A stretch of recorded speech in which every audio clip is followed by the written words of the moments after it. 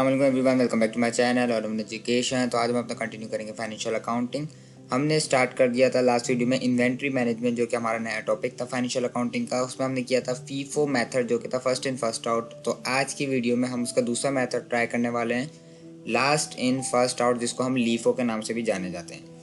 तो मैंने आपको बताया था इन्वेंट्री मैनेजमेंट में आपके पास 3 टाइप के मेथड्स हैं, FIFO, LIFO and average method. FIFO वाला हमने एक वीडियो में कवर कर चुके हैं ऑलरेडी। इस वीडियो में हम लीफो कवर करेंगे और अगली वीडियो में हम इसका एवरेज वाला मेथड देखेंगे। तो हमारा ये इन्वेंट्री मैनेजमेंट वाला टॉपिक बिल्कुल एंड हो जाएगा।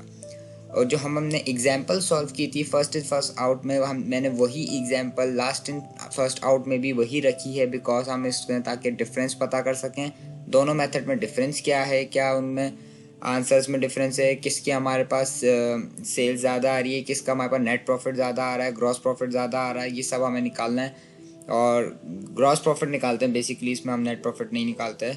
तो ग्रॉस प्रॉफिट वगैरह किस में ज़्यादा आ रहा है, और उसके साथ साथ आपका फिर हम एवरेज मेथड में भी यही सेम क्वेश्चन रख के देखेंगे।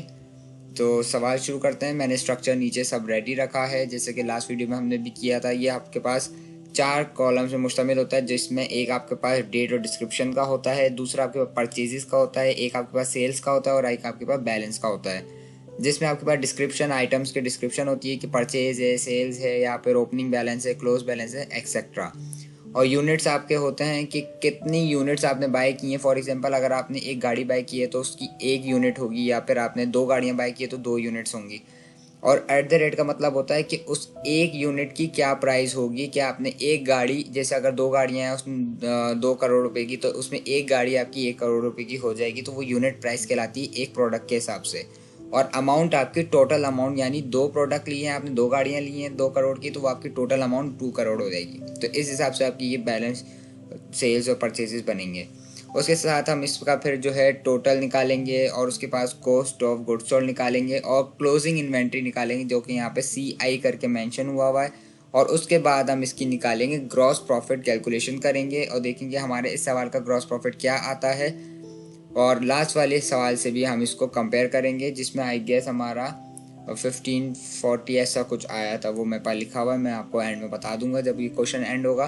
तो सवाल शुरू करते हैं। सबसे पहले हम देखते हैं यहाँ पर, तो हमारे पास जुलाई के महीने की यहाँ पर ट्रांजेक्शन्स दी हुई हैं। जुलाई 1 से स्टार्ट है, जो कि जुलाई 30 तक जा रही हैं। सो हम एक एक करके इन सबको लिखना शुरू करते हैं।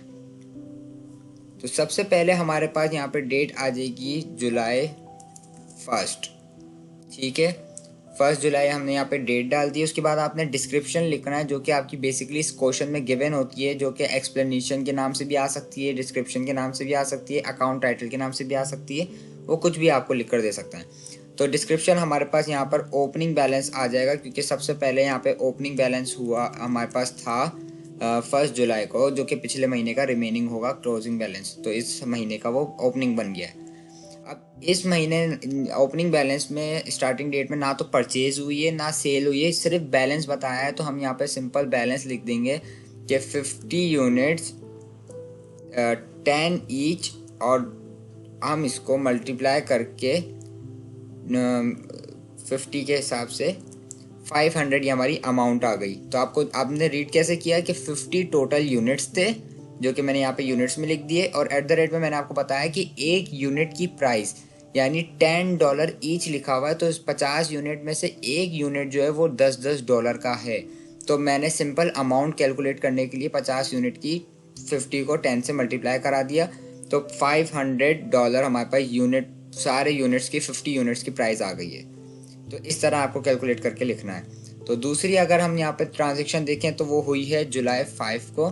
तो 5 जुलाई हम यहाँ पे डेट डाल देते हैं, और सबसे पहले ओपनिंग बैलेंस हम यहाँ पर लिख लेंगे।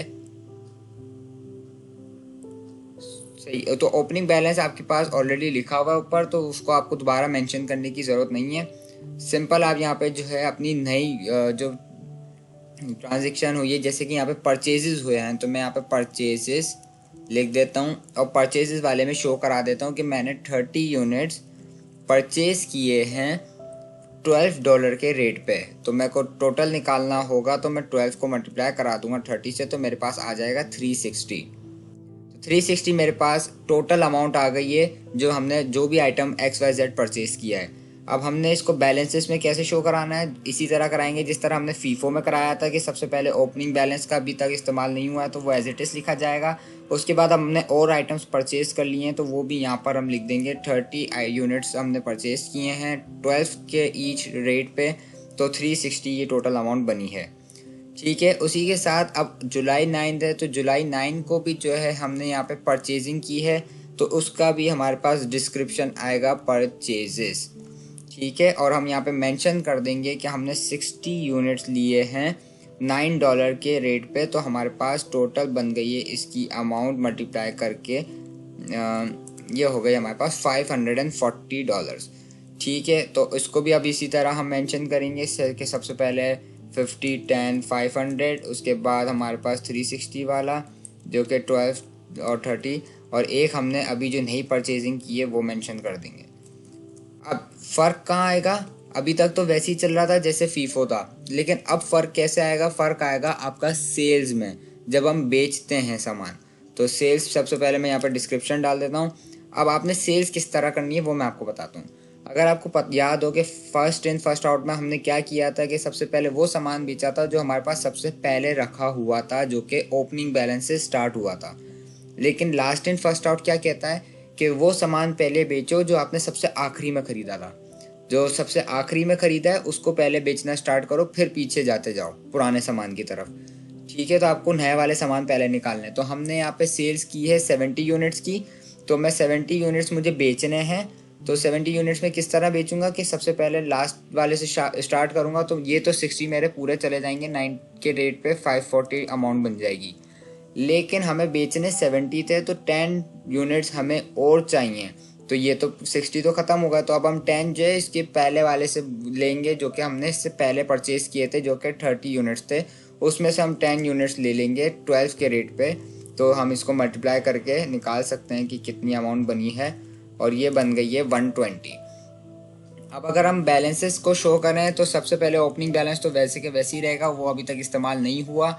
लेकिन जो दूसरी परचेजेस थी 30, वो अब 30 नहीं रही क्योंकि उसमें से 10 हमने सेल आउट कर दिए, तो वो अब 20 रह गई है। तो अब इसको मल्टीप्लाई करके हम निकाल लेते हैं, तो ये हमारे पास नया आ गया है, इसका टोटल अमाउंट $240। तो आपको इसको इस तरह सेल आउट करना है, बाकी पूरा प्रोसीजर इसका सेम ही है फीफो की तरह।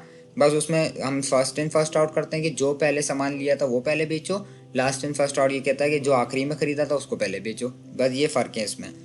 अब इसी के साथ हमारी नेक्स्ट ट्रांजैक्शन हुई है जुलाई 23, तो मैं यहाँ पे डेट डाल देता हूँ 23 जुलाई, और उसमें हमारे पास क्या हुई है परचेजेस। तो परचेजेस तो सिंपल हम मेंशन कर देंगे किस तरह, 40 यूनिट परचेज किए हैं $8 ईच के रेट पे, तो इसको हम मल्टीप्लाई करके आंसर निकाल लेते हैं और हम बैलेंसेस में इसको शो करा देते हैं 50, 10, 500, 240, 12, 20 और इसके साथ नीचे 48, 320।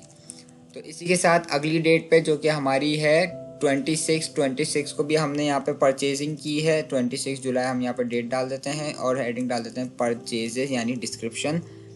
और हमने क्या परचेज़ किया है 20 यूनिट $16 के रेट पे, 20 यूनिट $16 के रेट पे मल्टीप्लाई करके निकाल लेते हैं क्या बनेगा टोटल अमाउंट, जो कि बना है 320।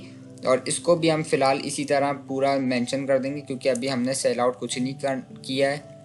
ठीक है, तो इसी के साथ हम इसको भी लिख देंगे जो कि था 320, और 320 ही आई है अगली वाली की वैल्यू भी। अब हमारे पास जो है अगली डेट है, आखिरी डेट जो कि जुलाई 30 है, इसको हुई है हमारे पास सेल। तो जुलाई 30 की हम यहाँ पे डाल देते हैं सेल्स। अब इसकी सेल्स हमने कितनी की है, हमने बेचने हैं 190 यूनिट्स। तो 90 यूनिट्स बेचने हैं तो सबसे पहले तो आपके आखिरी के 20 यूनिट्स चले जाएंगे क्योंकि वो लास्ट में हमने लिए थे, तो वो हम पूरे के पूरे निकाल देंगे। उसके बाद 90 में से 20 निकाल दो तो आपके पास बच जाते हैं 70 यूनिट्स। तो आपको 70 यूनिट्स और बेचने हैं तो 40 यूनिट्स पूरे चले जाएंगे उसमें।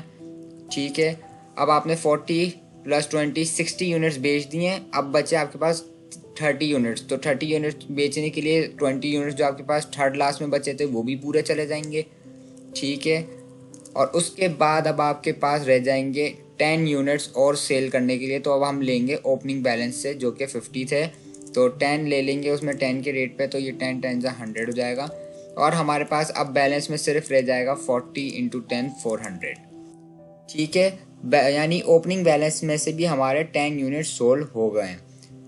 तो अगर हम इसका टोटल वगैरह निकालें सब चीज़ों का, तो सबसे पहले अगर हम टोटल निकालें कि परचेज हमने कितने यूनिट्स किए थे, तो उसको निकालने के लिए मैं यहाँ पे फॉर्मूला लगा लेता हूँ। आप कैलकुलेटर का भी इस्तेमाल कर सकते हैं अगर आपको अलाउ है, वैसे अलाउ होता है।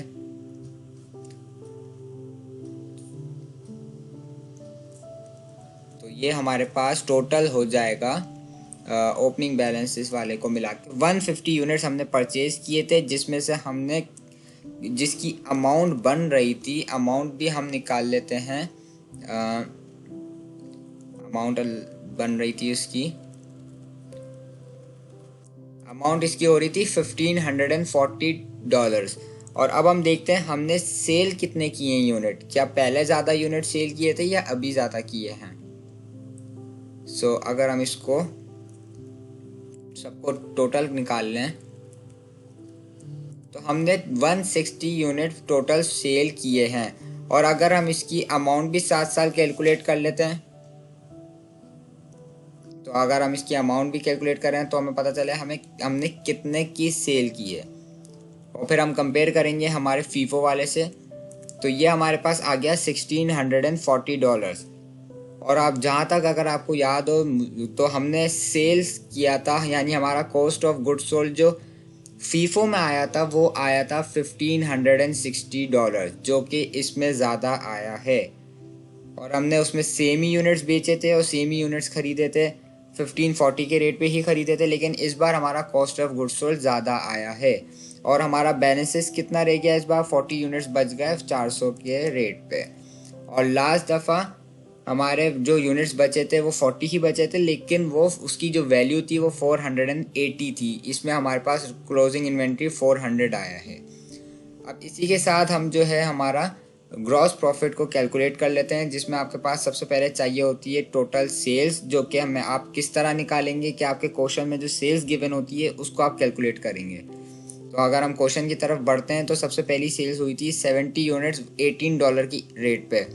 अब ये वो रेट निकालेंगे जिस पे हमने कस्टमर को बेचा है, क्योंकि हमने तो हमारी इन्वेंट्री के हिसाब से सेल्स अभी निकाली है ना, कि कुछ हमने 20 यूनिट 16 के रेट पे बेचे हैं, कुछ 40 यूनिट 8 के रेट पे बेचे हैं, तो किसी में प्रॉफिट ज़्यादा हो रहा है, किसी में प्रॉफिट कम हो रहा है। लेकिन अब हम उससे चेक करेंगे जो हमने कस्टमर को बेचा है, जो कि था 70 यूनिट्स 18 के रेट पे। तो 70 यूनिट्स 80 के रेट पे 1260 हो गया। और दूसरा आपके पास है 90 यूनिट्स 19 के रेट पे, 90 यूनिट्स 19 के रेट पे, तो ये हो गया आपके पास 1710। तो टोटल सेल्स आपके पास कितनी आ गई, दिस प्लस दिस, तो ये हो गया आपके पास 2970। आपके पास टोटल सेल्स आ गई है, जिसमें हमारे पास कॉस्ट ऑफ गुड्स सोल्ड था 1640। अब हमारे पास अगर हमें ग्रॉस प्रॉफिट निकालना है, तो अगर आपको याद हो उसका फॉर्मूला होता है कि टोटल सेल्स में से कॉस्ट ऑफ गुड्स सोल्ड को सब्ट्रैक्ट कर दो तो आपके पास ग्रॉस प्रॉफिट आ जाता है। तो मैं ऐसे ही करूँगा। तो मेरे पास ग्रॉस प्रॉफिट इसका आ गया है $1330।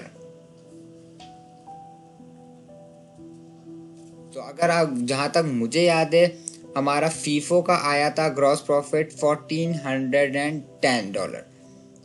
सो $1410 हमारा ग्रॉस प्रॉफिट आया था फीफो का, लेकिन इसका ग्रॉस प्रॉफिट कम आया है। हालांकि कॉस्ट ऑफ गुड्स सोल्ड इसका ज़्यादा आया था, तो हमें ऐसा लग रहा था कि इसमें ज़्यादा फ़ायदे में गए, लेकिन कॉस्ट हमारी जब ज़्यादा आई है तो जाहिर सी बात है प्रॉफिट कम आ जाएगा, और जब कॉस्ट कम आएगी तो प्रॉफिट ज़्यादा आएगा। तो हमारा इसमें ग्रॉस प्रॉफिट आया 1330, हालांकि फीफो में था हमारा 1410। ज़्यादातर आपके जो क्वेश्चंस होते हैं उसमें फीफो ही जीतता है। फीफो क्योंकि फर्स्ट इन फर्स्ट आउट है, उसमें आपके पास जो पहले आया होता है उसको आप पहले बेचते हैं सामान को। सो ये था आज का क्वेश्चन। उम्मीद करता हूँ आपको समझ आ गया होगा। एक दफ़ा मैं आपको ओवरव्यू दिखा देता हूँ। ये हमारा क्वेश्चन था लास्ट इन फर्स्ट आउट का, जिसको हमने ये टेबल के जरिए सॉल्व किया पूरा, और उसके बाद हमने इसका cost of goods sold closing inventory निकाला है, उसके बाद हमने ग्रॉस प्रॉफिट कैलकुलेट किया है। सो होपफुली आपको ये क्वेश्चन समझ आ गया होगा। अगली वीडियो में मिलेंगे एवरेज मेथड के साथ। तब तक के लिए अपना ख्याल रखें, चैनल को सब्सक्राइब कर दें, बेल आइकन को हिट कर दें, ताकि जब कोई नई वीडियो है उसका नोटिफिकेशन आपको आ जाए। तब तक के लिए अल्लाह हाफिज़।